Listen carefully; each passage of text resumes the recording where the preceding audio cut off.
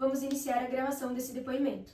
Então, senhor, você está ciente de que esse é um registro oficial de depoimento a ser utilizado para fins probatórios no âmbito da apuração dos fatos relacionados ao ocorrido no interior do Presídio Regional de São Miguel do Oeste, no dia 6 de agosto de 2023? Sim. Antes de iniciarmos, solicito que o senhor declare e informe de forma clara e objetiva o seu nome, Lucas Costa, a data de nascimento 19 de outubro de 1995. e sua atual ocupação ou vínculo com esta unidade prisional. Eu sou diretor do presídio. Então, eu vou informar que, caso o senhor não queira se manifestar sobre a pergunta, responda nada a declarar, mas eu quero que você seja ciente de que isso pode dificultar na interpretação dos fatos, tá bom? Então, a primeira pergunta vai ser... Eu vou falar ela agora. Então, considerando o histórico de conflitos entre os internos Matheus Almeida Rocha e Rafael dos Santos, por que esta unidade optou por mantê-los na mesma cela, mesmo havendo relatos prévios de animosidade? Essa decisão seguiu alguma diretriz normativa ou foi uma medida circunstancial? Foi uma medida circunstancial. Tá, e por que vocês optaram por manter o Matheus e o Rafael na mesma cela, mesmo havendo relatos de animosidade? Porque o presídio já estava lotado e não teria como realocar eles. Então tá bom. O senhor então poderia descrever quais são os protocolos oficiais da unidade para identificar e mitigar riscos de conflitos interpessoais entre internos? Esses protocolos foram efetivamente aplicados nesse caso? Não. E quais eram esses protocolos que vocês deveriam ter aplicado? Agora não estou lembrando. Então tá bom. No que diz respeito ao controle de entrada e circulação de instrumentos proibidos dentro da unidade, como objeto perfuro cortante utilizado na tentativa de homicídio, quais medidas preventivas estão em vigor e como o senhor avalia a falha que permitiu sua permanência em cela habitada por 7 internos? Essa falha não poderia ter ocorrido. Foi um erro dos que estavam fazendo a manutenção da cela. Certo.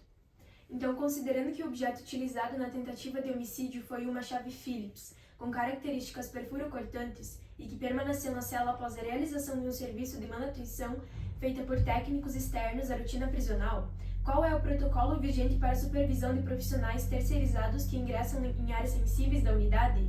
Houve, nesse caso específico, falha na fiscalização direta desses trabalhadores por parte de servidores da casa? E se sim, que responsabilidade recai sobre a direção diante da negligência da guarda e controle das ferramentas potencialmente letais? Sim, houve um erro dos que estavam fazendo a manutenção. Eles já foram notificados e é isso. Tá, então nesse caso, então, houve falha na fiscalização, então? Sim. Acredito que houve falha. Uhum. Tá.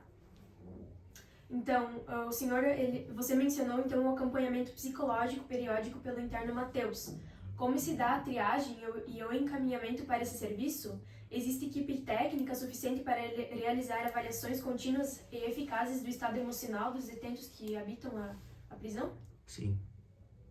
Tá.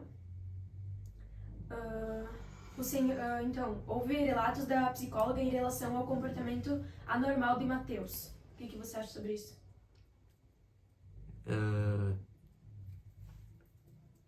Não acho nada. Então, você acredita que o Matheus não tinha comportamentos anormais?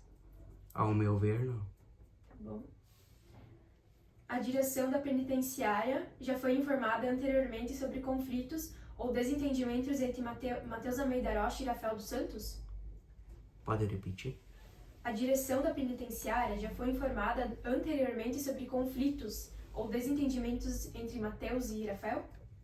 Algumas, mas não tão pesadas assim.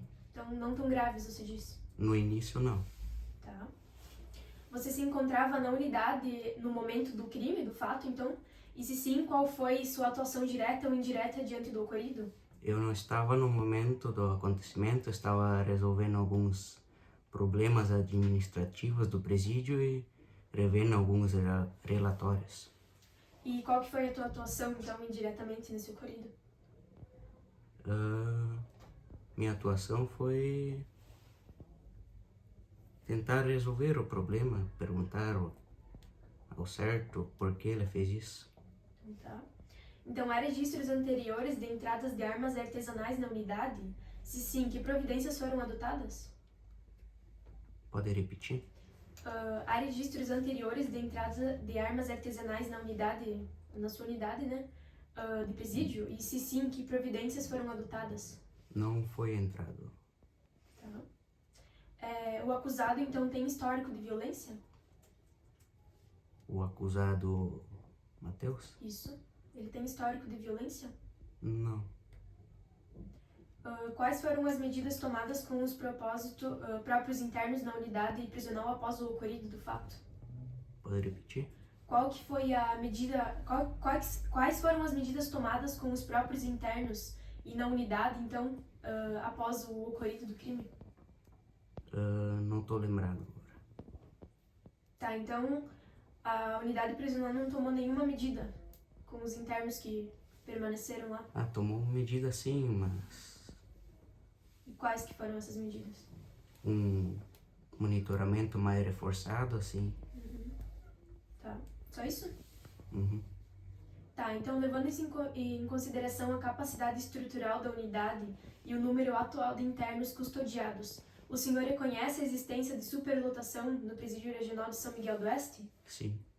Em caso afirmativo, de que forma essa condição impacta a segurança interna, a fiscalização individualizada dos detentos e a efetividade das medidas de prevenção e conflitos, como, então, no caso...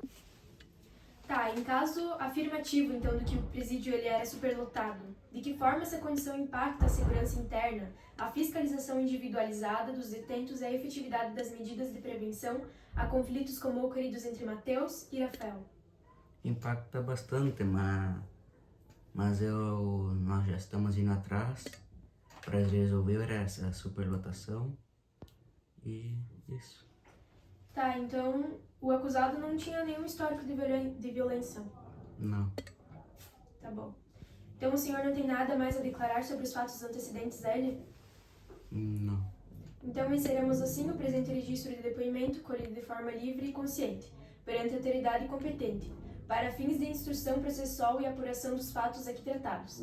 Ressaltamos que todas as informações prestadas permanecerão arquivadas conforme os protocolos legais e que o conteúdo poderá ser utilizado como elemento probatório sempre que necessário. Agradecemos pela colaboração prestada e damos concluída esta oitiva.